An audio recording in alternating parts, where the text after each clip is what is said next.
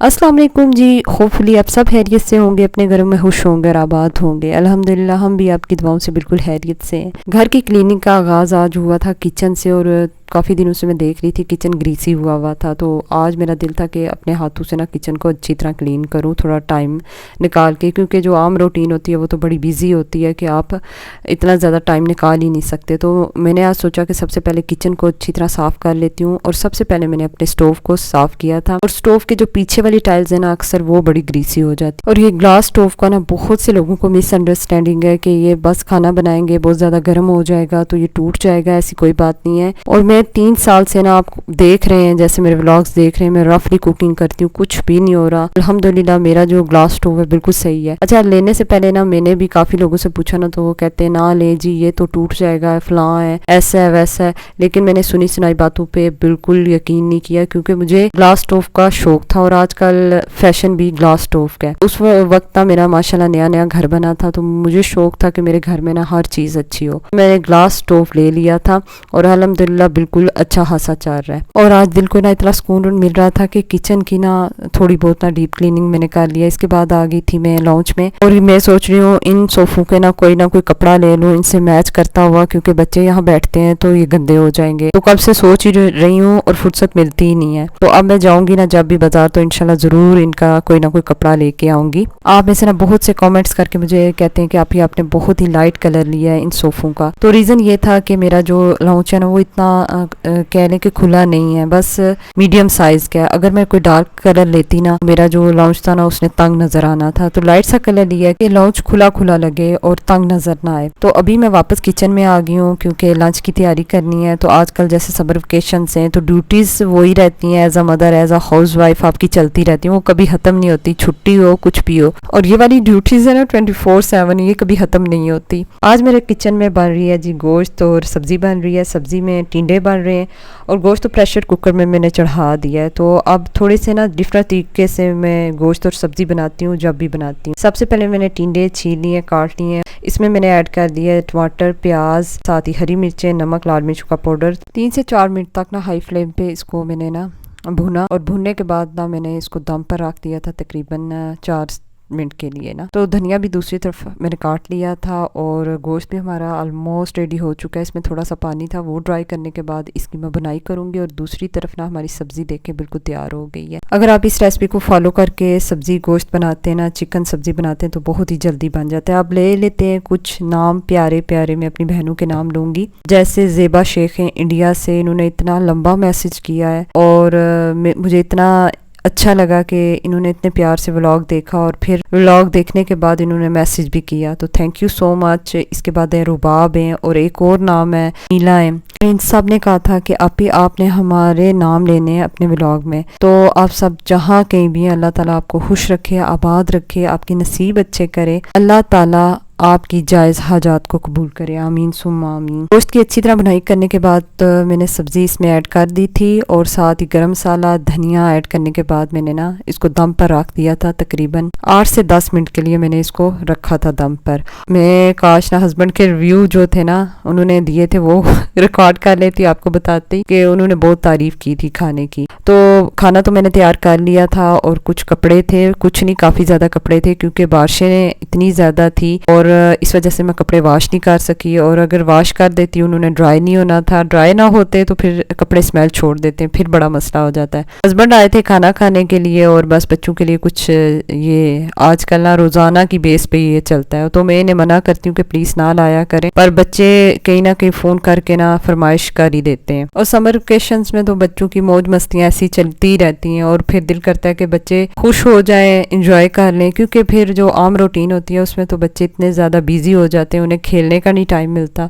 और जब मैं बच्चों की ये समर वेकेशंस देखती हूँ ना, तो मेरा दिल करता है माओं को भी छुट्टी होनी चाहिए, हफ्ते में एक छुट्टी तो होनी चाहिए। काफ़ी ज़्यादा मेरे सब्सक्राइबर कहते हैं कि आप ही आप ना हेल्पर रख लें, आप अकेले काम करती हैं, आपके लिए कोई मुलाजिम होना चाहिए। तो मेरी हेल्पर है माशाल्लाह अल्हम्दुलिल्लाह, और आजकल मेरी हेल्पर की चल रही है प्रेगनेंसी, اور پھر یہ ہوتا ہے کہ میں نے پھر کام ڈیوائڈ کر لیا ہے کہ آدھا کام میں کروں گی تو آدھا وہ کام کرے گی، پھر اس وجہ سے نہ اس پہ اور نہ مجھ پر برڈن پڑتا ہے۔ یہ میں اس وجہ سے نہیں بتا رہی کہ میں بہت اچھی ہوں یا میں نے اس پہ احسان کیا ہے، ہم انسان ہیں اور ہمیں انسانیت ہونی چاہیے، دوسروں کا خیال رکھنا چاہیے۔ اسی طرح رمضان آتے ہیں تو اس میں بھی اپنے جو کام کرنے والے ارد گرد ہیں نا، جو آپ کے انڈر ماتحت کام کرتے ہیں، ان کا ضرور خیال رکھیں۔ آپ اپنے رویے سے، برتاؤ سے بتائیں کہ آپ میں انسانیت ہے اور انسانیت ابھی تک زندہ ہے۔ اور آج کی ویڈیو میں نا میں آپ کے ساتھ اپنی روٹین بھی شیئر کر رہی ہوں کہ ڈیورنگ سمر ویکیشن میری کیا روٹین رہتی ہے۔ تو ایسی بیزی رہتی ہے، بچے اسکول جائیں نہ جائیں، میری روٹین یہی ہے۔ تو الاف کی بھی نا تھوڑی طبیعت بیٹے کی خراب ہوئی تھی، اس کے منہ میں چھالے اور باہر بھی ہو گئے، اور میں اتنی پریشان ہوں کیونکہ اس کو نا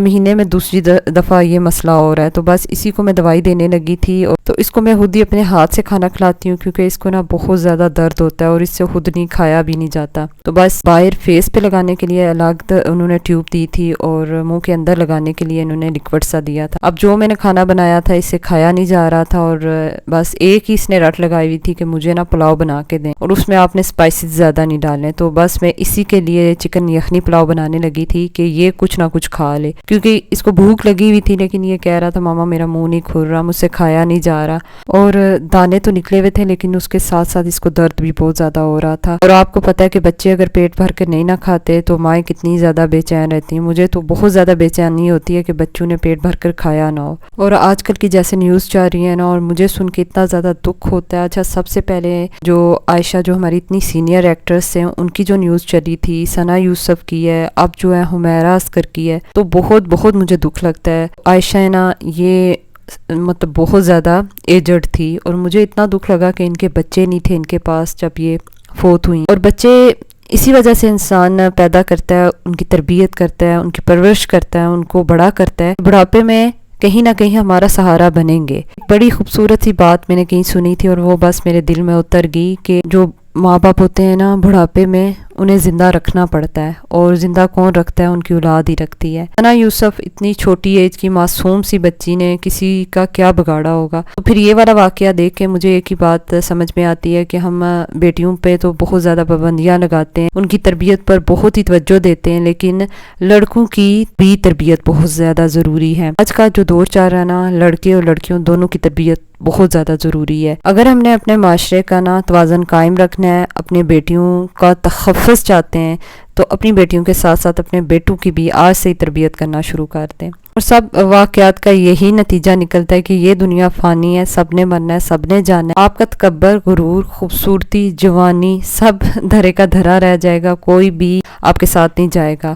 تو اس وجہ سے عاجزی اور انکساری اپنے برتاؤ میں رکھا کریں۔ کچھ لوگوں کو میں نے دیکھا اتنے زیادہ مغرور ہوتے ہیں، اپنے آپ کو خدا سمجھتے ہیں، بہت سے میں نے ایسے دنیا میں لوگ دیکھے ہیں، تو ان کا جو اینڈ ہے نا وہ بہت ہی برا ہوتا ہے۔ بہرحال میں نے برتن سارے دھو لیے تھے، کچن صاف کر لیا، اور جو ہی کچن صاف میری بیٹی دیکھتی ہے نا تو آ جاتی ہے اور کہتی ہے ماما اب میری باری ہے، میں برتن دھوؤں گی۔ تو میں کہتی ہوں جی جناب آپ دھو لیں اب برتن۔ فٹافٹ بس میں پلیٹ میں کھانا نکال رہی تھی کہ سب سے پہلے نا میں بچوں کو کھلا دوں، اور کھانا کھلانے کے بعد بچے ہو گئے تھے تیار کیونکہ ہم جا رہے ہیں تھوڑی دیر کے لیے بازار جا رہے تھے۔ اور اب میری نا ڈیلی کوشش ہوتی ہے کہ ڈیلی کچھ نہ کچھ جو بھی میری تھوڑی بہت روٹین ہے نا آپ کے ساتھ ڈیلی کی روٹین شیئر کیا کروں، کیونکہ بہت سے لوگ کہتے ہیں کہ آپ بھی ڈیلی کے ولاگنگ کیا کریں، اور مجھے بھی لگتا ہے کہ ڈیلی کے اگر آپ ولاگز ڈالتے ہیں نا تو وہ کافی اچھا ہوتا ہے آپ کے لیے، آپ کا چینل جلدی گرو کرتا ہے۔ اور میں شوقیہ کبھی نہ اپلوڈ کر دیتی تھی، تو اب میرا دل ہے کہ میں ذرا ریگولر رہا کروں، اگر کام کرنا ہے تو کوئی اچھے طریقے سے کروں،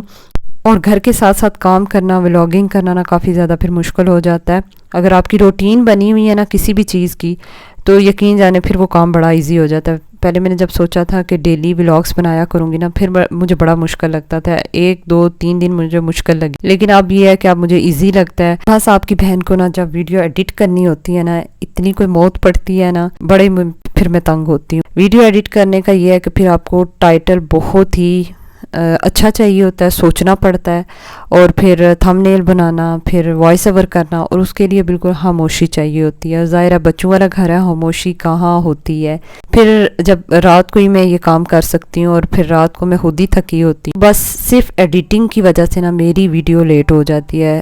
اور کوئی ریزن نہیں ہے. ویڈیو تو ظاہرہ میرے دن بھر کام ماشاءاللہ چلتے رہتے ہیں, کام کاج کرنے والی بندی ہوں, تو مجھے ولاگ بنانا کوئی مشکل نہیں لگتا. اور میری بھتیجیوں کے نا کزن کی شادی آ رہی ہے, تو انہوں نے کچھ ڈریس بنوانے تھے, تو ہم ادھر آئے یہاں ساڑی کے لیے. کوئی بھی آپ نے ڈریس بنانا ہے نا تو بہت ہی اچھا میٹیریل مل جاتا ہے. تو تھوڑا بہت ہم نے دیکھا تھا, پھر ہم نے کہا کہ ابھی تو شام ہو رہی ہے, پھر چکر لگائیں گے تو پھر انشاءاللہ لیں گے. اس کے بعد ہم آگے تھے بیچ ٹری, کیونکہ کل ہم آئے تھے ادھر اور ہم نے یہاں سے کچھ سوٹس لیے تھے. دوبارہ تو ہمارا چکر بنتا ہے کیونکہ امی نے لیے تھے اور اب آئی تھی وہ چینج کرنے کے لیے. کوئی سمجھ نہیں آ رہی تھی کیا لیں کیا نہ لیں. امی کو کافی زیادہ میں نے سوٹس دکھائے, تو بس کسی سوٹ میں یہ ہے کسی سوٹ میں وہ ہے, بس جیسے سب امیوں کی عادت ہوتی ہے. اور یہاں فاطمہ اپنے سوٹ دیکھ رہی تھی, ڈریسز دیکھ رہی تھی کہ مجھے یہ لے دیں مجھے وہ لے دیں. ایک سسٹر نے کہا تھا کہ آپ نا حسد کے بارے میں کچھ کہیں, کیونکہ کچھ لوگ جیلس ہوتے ہیں. آپ ان کا کہنے کا یہی مقصد تھا کہ کچھ لوگ جیلس ہوتے ہیں اور وہ پھر ہمیں بھی تنگ کرتے ہیں. تو ان کو یہی کہنا چاہوں گی جو لوگ حسد کرتے ہیں کہ حسد کر کے وہ صرف اور صرف اپنے سے دشمنی کر رہے ہیں, اللہ کی تقسیم سے ناراض ہیں, ناخوش ہیں اور اللہ کے گناہگار ہو رہے ہیں, اور وہ اپنا ہی نقصان کر رہے ہیں, کسی اور کا نہیں. اللہ تعالیٰ کا وعدہ ہے کہ جو انسان شکر کرتا ہے نا اللہ اس کو بہت زیادہ عطا کرتا ہے. ہاں, حسد کرنے والا اگر آپ کی زندگی کو مشکل بنا رہا ہے, آپ کو تنگ کر رہا ہے, تو پھر آپ نے کرنا یہ ہے, اگر آپ کے رشتہ داروں میں سے, یا پھر آپ باؤنڈریز سیٹ کر لیں, آپ دوری اختیار کر لیں, بحث نہ کریں, فالتو کی بات نہ کریں, بس آپ سیریس رہیں جب بھی اس سے ملیں.